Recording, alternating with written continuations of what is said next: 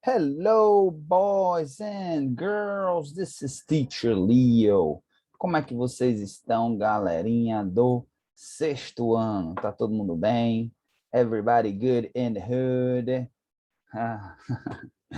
Bom, vamos lá, início aqui a nossa segunda aula do semestre, tá certo? Semestre que vai passar bem mais rápido, né? Até porque ele é mais rápido, ele tem menos, a gente tem menos tempo, tá certo? Para fazer as coisas, então eu recomendo veementemente que vocês realmente assistam às aulas, não deixem de assistir às aulas, não deixem de fazer as anotações, sempre lembrando que essas aulas são gravadas, então assim, a gente pode pausar, a gente pode, para fazer as anotações, a gente pode voltar, a gente pode reassistir, então tirem proveito dessas aulas síncronas, que a gente chama, aliás, desculpa, aulas assíncronas. Aulas síncronas são as aulas que são dadas ao vivo. Aulas assíncronas são aulas em que que ela é gravada, que a gente assiste de acordo com a nossa conveniência. Ok? Então, vamos lá. Vamos falar um pouquinho hoje de climate, clima novamente, né? Bom, a gente vai seguindo aí a sequência que Teacher Júlio vai passando para vocês. Então, vai ficar um pouquinho repetitivo, vai, mas a gente vai tentar aqui trazer informações diferentes. Para aqueles que já assistiram, tudo bem, né? Para os que já assistiram, ok. Mas, de repente, aí tem alguma galerinha ainda que não assistiu ainda, e aí tem a oportunidade de assistir agora, tá certo? Então, bom, não tem como a gente hoje falar de clima, né? Sem falar de mudança climática, né? Climate change, ok? Eu vou focar um pouquinho mais nisso. Eu imagino que Teacher Júlio ele está focado aí mais na questão do livro em si, né? Os conceitos que estão aí no livro.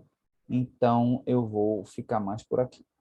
Então, ó, aqui é um exemplo. Isso daqui é um gráfico que começa em 1880 e vai até 2010, tá certo? Isso daqui dá uma ideia, inclusive na semana que eu gravo, saiu uma notícia importante sobre mudança climática, tá? Mas eu vou falar isso daqui a pouco. Primeiro, vamos ver isso daqui, ó. History of global surface temperature since the 1800s, 1880. Então, aqui mostra um gráfico em que qual é a representação da temperatura climática mundial ano após ano. Então, você vê que aqui, ó, 1880, eu acho que é o período em que se começa a fazer esse estudo, tá? E aí você vê que o planeta, ele, na verdade, ele vinha numa tendência até de esfriamento, né? Ele vinha esfriando. Quando a gente chega aqui, ó, mais ou menos na década de 40, ou seja, meados ali da Segunda Guerra Mundial, o que é que acontece? Começa a haver um processo aí de aquecimento global, né? Coincidentemente ou não, a certa revolução industrial ela acontece antes disso, né? Bem antes disso, mas coincidentemente ou não, tá certo? É quando realmente começa a pegar, realmente a economia mundial ela começa a aquecer. A gente tem a Primeira Guerra Mundial, tem algum aquecimentozinho, já vem diminuindo, você já vê que já vem diminuindo, ó, 1910, esse esfriamento já vem diminuindo, e aí 1900, meados da Segunda Guerra Mundial, começa a industrialização realmente dá um pipoco, né? A Europa arrasada, os Estados Unidos pronto, né, preparada, a indústria americana já toda pronta e preparada para fornecer produtos para os europeus e para o resto do mundo. E aí começa surgimento do carro, indústrias a todo vapor também naquela época, a energia que se usava era basicamente o carvão, né? O carvão era o grande produtor da energia, então poluição ao máximo aí, apesar de que a gente não tinha tanta gente no planeta Terra, a gente não tinha tantas indústrias quanto a gente tem hoje. Então, as indústrias hoje, elas poluem menos, mas o volume de indústria é muito maior. O volume de consumo é muito maior. E aí você vê que aqui, ó, 1940, o planeta ainda tenta reagir, né? É como se fosse um organismo dizendo assim, peraí, tem alguma coisa errada, mas eu vou combater isso daí. É como se fosse uma febre, né? Como se fosse uma infecção, digamos assim. Um organismo que diz assim, tem alguma coisa, mas eu vou combater, combater, combater. E aí ele vai enfraquecendo e a doença ele vai combate, aqui aquece de novo, esfria de novo, aquece de novo, esfria de novo, até meado dos anos 70, 80. Aí, quando chega aqui nos anos 80 em diante, olha só a mudança vertiginosa que a gente tem aqui, ó, de 1 grau. A gente, em 2010 aqui, o planeta teria aquecido, de acordo com a média dele, teria aquecido em torno de 1 grau Celsius. Parece pouco, não é 1 grau Celsius? O que é 1 grau Celsius? Muito, muito, muito, muito impacto negativo ele causa. Por que isso? Por conta exatamente do consumo desenfreado. Aí chega a meados dos anos 60, anos 70, anos 80, na verdade, isso daqui é mais ou menos isso daqui, ó. A gente tem essa geração americana, tem muito a ver com os Estados Unidos, que os Estados Unidos é o grande produtor do mundo durante esse período. A gente tem aqui depois da Segunda Guerra Mundial, aqui em 1945, a Segunda Guerra Mundial acaba, a gente tem o que a gente chama de Baby Boomers, essa geração chamada Baby Boomers. Por que é Baby Boomers? Boom, que dá um boom, né, de nascimento de crianças, né? A economia americana deslanchando, né, a todo vapor, todo mundo ganhando muito dinheiro, muita produção lá em cima, vendendo para a Europa, vendendo para outros países do mundo, e as famílias, muito progresso, muita riqueza, as famílias começam a ter muitos filhos. Aí chama essa geração aqui de Baby Boomers. Então, eles nascem entre 45, 50, aí uma explosão, 45, 55, aí vamos botar 10 anos aí de uma grande explosão, e nos anos 80 eles chegam à maturidade, né? Quem nasceu em 45 vai estar com 35 anos aqui, quem nasceu até 55 vai estar com 25 anos. Essa montanha de gente chega e vem pegando todo esse progresso, anos 40, 50, 60, 70. Então, esse pessoal chega no mercado de trabalho e os anos 80, bom, uma explosão de consumo. Aliado a isso, outros países alertam para essa estratégia americana que eles já vinham há 30 anos fazendo isso. Dentre eles, o Japão. Principalmente o Japão alerta para isso. Opa, vou investir em tecnologia e vou investir em produção. O Japão desponta. E durante muito tempo, o Japão foi a segunda maior potência do mundo, apesar de ainda estar longe dos americanos, né? O Japão é menor, os Estados Unidos é maior. E ainda aí, finzinho dos anos 70, a China começa a criar essa política que faz dela hoje a segunda maior potência do mundo e ainda nessa década atingindo o status de maior potência econômica do mundo, maior PIB do mundo, vem ainda nessa década. Então, você começa a ver outros países aí também surgindo. O Brasil também nos anos 50, com Juscelino Kubitschek, também começa um processo de industrialização, então você tem vários países acordando aí para essa estratégia, tá? Então, acarretou e o consumo desenfreado. À medida que a riqueza aumenta, também se nascem mais crianças, se consome mais, e aí tudo isso vai acontecendo. Bom, falando sobre o assunto que saiu essa semana, vocês vão ouvir, eu estou gravando essa aula uma semana antes, então vocês vão estar ouvindo, assistindo essa aula, e a notícia saiu semana passada. Mas, inclusive, eu vou passar isso como homework para vocês pesquisarem, mas eu vou explicar no final da aula. O que é que acontece? Estudos científicos chegaram à conclusão de que o planeta Terra ele vai aquecer até o fim do século, ele aqueceria mais 1,5 graus, além desse 1 grau que ele já chegou aqui até 2010. De 2010 já estamos em 2021, com certeza ele já aqueceu mais, e até o fim do século, a partir do momento em que nós estamos aqui, 2021, até o fim do século vai acrescentar 1,5 graus.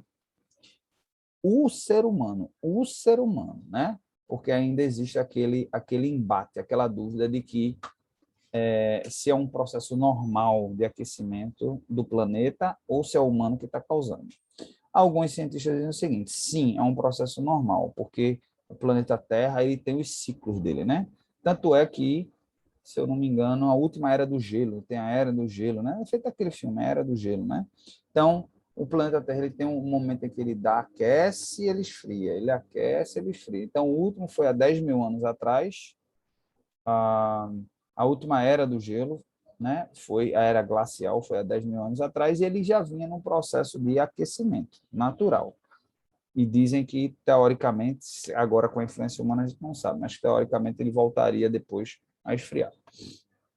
Mas uma coisa é consenso entre os cientistas, que o homem é responsável demais por esse aquecimento rápido demais. E esse aquecimento rápido demais, o que é que ele causa? Ele causa uma disruptura no planeta Terra, certo? Ele faz com que os animais, as plantas, eles não consigam se adaptar com a rapidez necessária para evoluir para se adaptar à nova realidade, né? É como eu disse, há 10 mil anos atrás foi a era glacial. Então, assim, levaria-se milhares e milhares de anos até você chegar a uma temperatura, vamos dizer, 1 grau, levaria-se, sei lá, 1000 anos para você aquecer 1 grau. Então, dá tempo das espécies elas irem se adaptando a essa nova realidade. Na forma que vai hoje, não está conseguindo. Um exemplo, por exemplo, clássico é o nosso. Nós, seres humanos, temos uma capacidade adaptativa gigantesca, tá certo? Mas, assim, se não fosse através do recurso de tecnologia, a gente já não, os recursos da tecnologia, nossa produção, a gente já não conseguiria mais funcionar no planeta Terra. Não é verdade? Porque, por exemplo, vou dar só um exemplo. Na época que eu tinha a idade de vocês, eu lembro da minha mãe botar hipoglós. Não sei se vocês sabem o que é hipoglós, a pomadinha, quando está assado, passa geralmente em bebê e tal. Né? Minha mãe passava um hipoglós aqui no meu nariz e passava hipoglós aqui, tá? Porque essas áreas é a que mais queimava, a área protuberante, assim, né, do rosto da gente. Então, passava hipoglós aqui, porque além dele proteger contra o sol, ele já automaticamente ele já hidrata, né, a pele contra a queimadura. Então, that's it. Não passava nada, nada, mais nada. E brincava o dia todinho na praia. Não, com a idade de vocês, 10 anos de idade, né? Faz 10 anos, 11 vocês têm. Isso daí, brincava o dia todo na praia, né? Não, talvez menorzinho. Acho que com 12 para 13 anos, nessa faixa, entre 10. Aí veio surgir o protetor solar. Então, depois, já mais na sequência, aí surgiu o protetor solar, tá? Mas ainda peguei, eu acho que ainda criancinha, ainda acho que é mais novo, acho que em 7 anos, 5, 6, 7 anos de idade, eu usava o hipoglós. Aí depois veio o protetor solar, porque o hipoglós já não dava mais conta. As pessoas iam para a praia e já se queimavam, mais do que deveria. Então, você veja qual a evolução. Hoje em dia, ninguém aguenta passar meia hora no sol. Você passa meia hora no sol, você se queima. Eu mesmo, eu passar 30 minutos no sol, eu me queimo. É incrível, é incrível, é incrível, é incrível. Então, hoje as crianças têm que passar dos pés à cabeça protetor e a cada 2 ou 3 horas está reaplicando. E tem mais, passava, antigamente era sandal, não tinha nem, aí não chamava nem protetor solar, porque só tinha uma marca, era sandal, a gente passava sandal, passava, eu acho que era só no rosto, talvez passava aqui um pouquinho no ombro aqui e that's it. Hoje em dia é dos pés à cabeça, é um banho, e tem que estar reaplicando, tem que estar reaplicando o tempo todo. Então, você imagina isso, por exemplo, pessoal que trabalha em construção civil, trabalha lá de fora, pessoal de uma maneira geral, né? Você tem, inclusive, muitas profissões hoje em dia que o cara não consegue mais trabalhar do lado de fora. Tem que ter uma sombra, tem que ter alguma coisa fazendo uma sombra, né? Então, hoje em dia, por exemplo, a gente que é daqui de Recife, a gente vivencia isso, né? O calor extremo, extremo, extremo. Quando chega realmente no verão, é uma coisa absurda, né? A gente, inclusive, vai falar sobre isso também. Falar sobre o impacto que, o aquecimento global causa, né? Por conta da nossa influência, a gente agora está vivendo um momento de frio extremo no pleno mês de agosto, quando, teoricamente, o mês de agosto já é um mês mais brando, é um mês de muito vento, às vezes dá uma chuva aqui e ali, mas não cai um toró como caiu, né? Pelo menos na semana em que eu estou gravando essa aula, né? Não sei como é que vai ser na próxima semana, mas muita chuva, muita, se eu não me engano, caiu 100 milímetros em 24 horas. 100 milímetros é muita coisa, gente, é muita chuva mesmo. Fiquei até impressionado que não causou tanto desabamento, tanto problema, tanto alagamento. Causou alagamento, mas não tanto, tá? Então, assim, isso também vai começar a acontecer, né? Muita chuva, muito frio no momento e depois muito calor. Então, por exemplo, podem se preparar. Como está frio e está chovendo muito, além do normal, pode se preparar que no verãozão mesmo, lá janeiro, fevereiro, vai ser pouca chuva e muito quente. Então, hoje a gente já não consegue aguentar mais. Tem dias que a gente não vai aguentar. Aí, o que é que a gente faz? A gente recorre à tecnologia. A gente, ar-condicionado, ventilador, roupa mais leve, recurso sombra, área mais arborizada. Mas e os animais? Como é que eles ficam nessa história?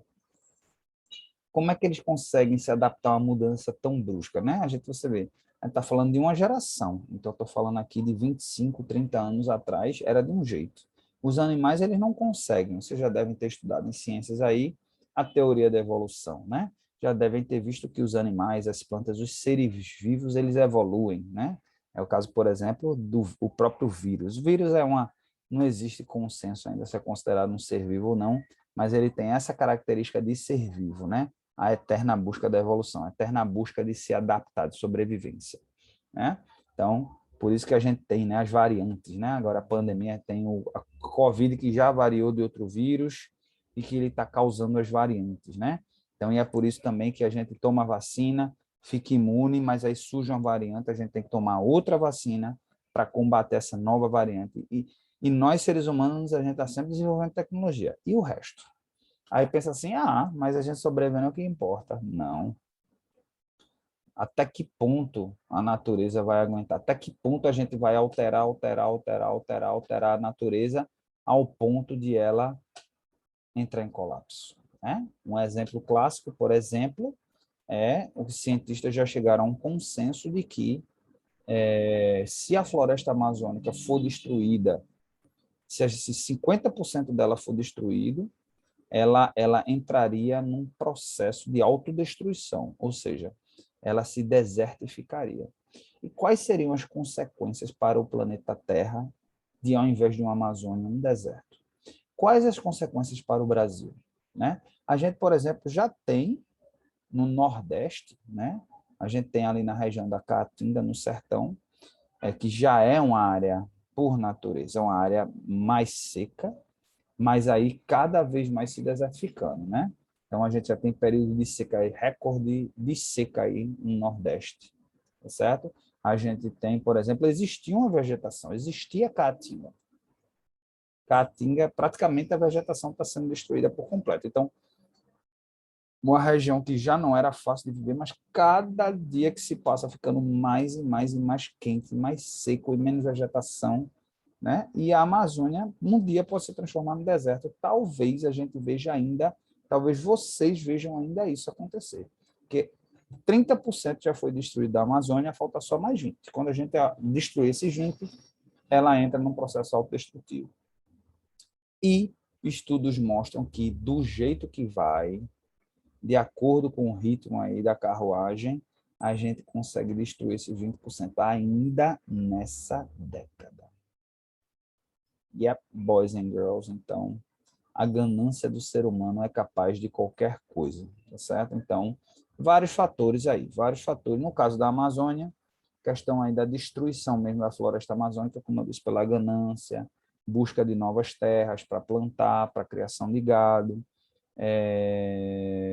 de vegetação, destruição da vegetação para vender, né, a madeira, né, e por aí vai, tá certo? Caça também aos animais e por aí vai, tá certo? Então, complicated, it's a little complicated, Ok? Então, climate change, ok? Então, existem várias formas de se combater, certo? O climate change, tá certo? Uma das formas, por exemplo, é a redução de emissão de veículos, que é um dos grandes bandidos aí, né? Os grandes vigaristas, os que mais roubam o oxigênio, né? Porque transmite gás carbônico, emite esses gás carbônicos. Existem vários fatores criadores do aquecimento global, né? Como eu disse, destruição de florestas é uma, né? Para plantação, coisa desse tipo.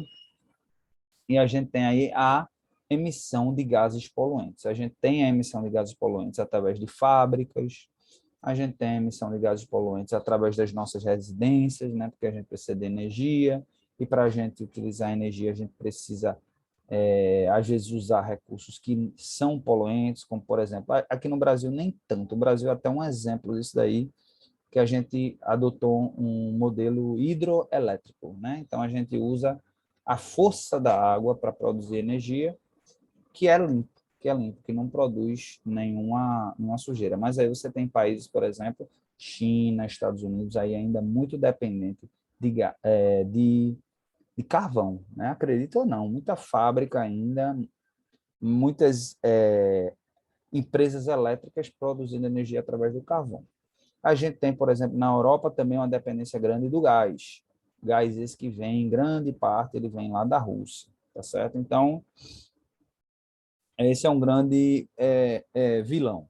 Mas a gente também tem aí a emissão de gases. A gente hoje tem, através de veículos, a gente tem muitos veículos circulando hoje no planeta Terra, e a emissão de gases desses veículos causam, né? Cada vez mais o poder aquisitivo das pessoas vai aumentando, e essas pessoas cada vez mais vão comprando carros e acabam poluindo. Graças a Deus existe hoje, né, com a saída de Trump, com a entrada de Biden, existe aí um lobby grande, existe uma força mundial grande da Europa, Estados Unidos e a China entrando também, em prol de agora uma tecnologia mais verde, uma revolução verde, né? Eles chamam assim, revolução verde, né? Com a intenção de reduzir, e se eu não me engano, a promessa é que até 2030 todas as fabricantes de veículos deixem por completo de fabricar veículos que utilizam combustível fóssil, no caso a gasolina ou o diesel, certo? Então, seria a produção de álcool. O álcool polui menos, mas ainda polui, tá certo? Mas aí não é fóssil, né? Considerado fonte de energia fóssil. E aí, ou elétrica, que aí a elétrica, você, no caso, investiria aí numa nova fonte de recursos, né? Por exemplo, no Brasil e principalmente no Nordeste, está se investindo pesadamente na energia eólica e a energia elétrica, tá certo? A energia eólica é aquela, né? Aquelas, como é que chama? Usinas de energia eólica, né? Aquelas turbinas gigantescas, né? Que quem vai para o interior vê, vum, chama fazenda, né? Faz fazendas de usina eólica, produzem energia através do vento. O vento sopra e elas giram, e ao girar elas estão produzindo uma energia que não lança emissores.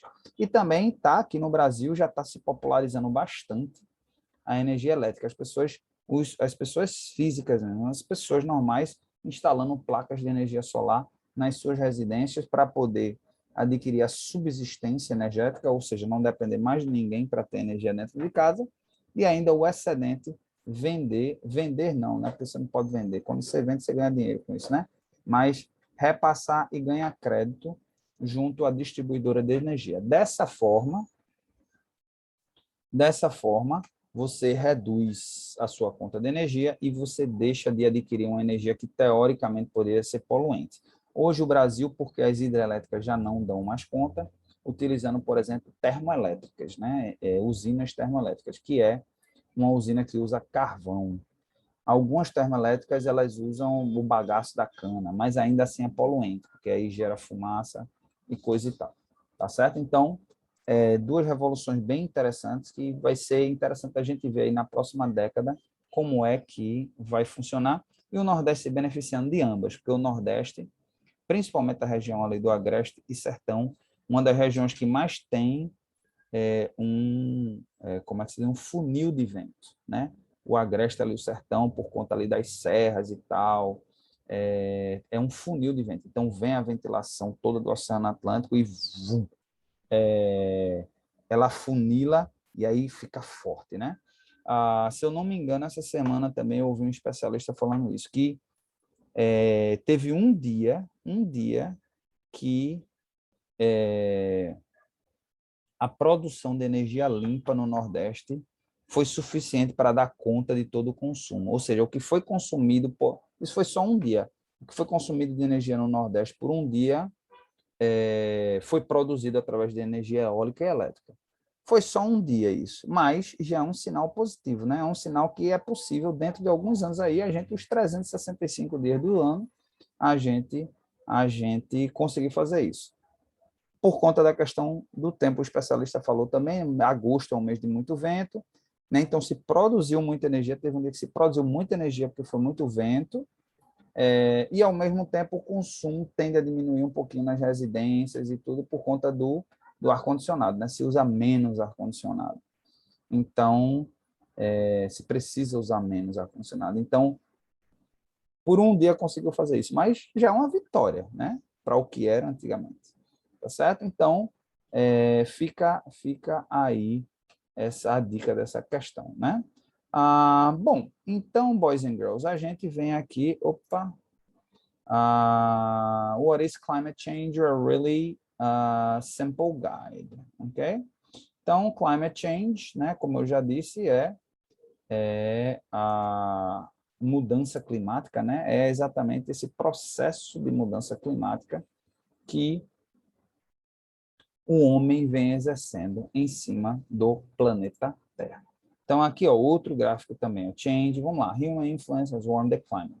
Change in average global temperature, daqui de 1850 para 1900, mostrando as temperaturas, aqui, ó, mostrando, por exemplo, de 1850 até 2020, ó, tá certo? Deixa eu ver esses gráficos que representam esses aqui, observe, simulated human natural factors only. Então, ó, aqui você vê que de 1850 até 2020, esse gráfico é bem interessante. Ele mostra que esse daqui é uma simulação, que se só fatores naturais tivessem envolvidos, ou seja, não existisse ser humano, tá certo? O planeta, ó, ele ia aquecer muito pouco, ele ia variar, tá vendo aqui a linha, ó, ele ia variar muito pouco.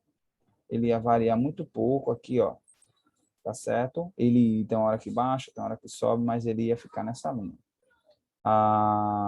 Se você junta o ser humano e fatores naturais, aí aqui, ó, você vê que exatamente como eu estava falando, aqui, ó, mais ou menos depois da Segunda Guerra Mundial, né? Aliás, não, aqui em 1900, aqui, ó, já na Revolução Industrial, ele já começa a mostrar uma tendência, e aqui quando chega nos 80, então, ele embica, né? Ele boom, embica. Quem sabe o que é empinar papagaio, né? Embica. Vum. Caso embica, na verdade, embicar é para baixo, né? Embica para baixo. Eu acho que ele pode embicar para cima ou para baixo. Mas é quando o bico fica para algum lado. Então ele embica, vum, começa a subir. Tá certo? De maneira assustadora. Tá certo? Então, a gente tem que ter muito, muito, muito cuidado. Essa a geração de vocês é uma geração que vem para tentar resolver ainda se der tempo, ou arrumar alguma outra solução, tá certo? Então, é complicado, tá certo? Aqui, ó, flood, né? Aqui em Londres, ó, plena 2021, ó. A gente até viu na Alemanha, né? Na Alemanha teve ali inundação, Alemanha, Londres, coisa que não se via, não se vê ali, porque não é uma região tropical, não é uma região que chove tanto. Felizmente, essas são as consequências que a gente vai vendo até o pior acontecer. Além disso, a emissão de gases poluentes, ela destrói a camada, a atmosfera, a camada de ozônio, e por isso os raios solares eles entram mais, tá certo? Então, e além de tudo, ele emite a saída. Ó. Além de tudo, entra mais e na hora de sair ele sai menos. Então, Veja como a gente está causando um dano ao nosso planeta. Ok, boys and girls, então a gente vai ficando por aqui, tá certo? E como homework, eu queria exatamente isso, que você fizesse uma pesquisa, tá certo? Sobre a influência do ser humano no aquecimento global. Vocês pesquisem uma só influência, tá certo? E como, explique como causa, faz com que o planeta ele se aqueça por conta da incidência, por conta da ação do ser humano no planeta Terra. Você vai pegar, coloca no Google Tradutor e ou tira foto, né? Anota no caderno, ou tira foto e lança no WhatsApp, ou você digita direto, tá bom? Então, Teacher Leo vai ficando por aqui e desejando a todos um ótimo fim de semana. Espero que divirtam-se no fim de semana, mas não deixem de assistir a aula e fazer atividade antes, ok? Bye!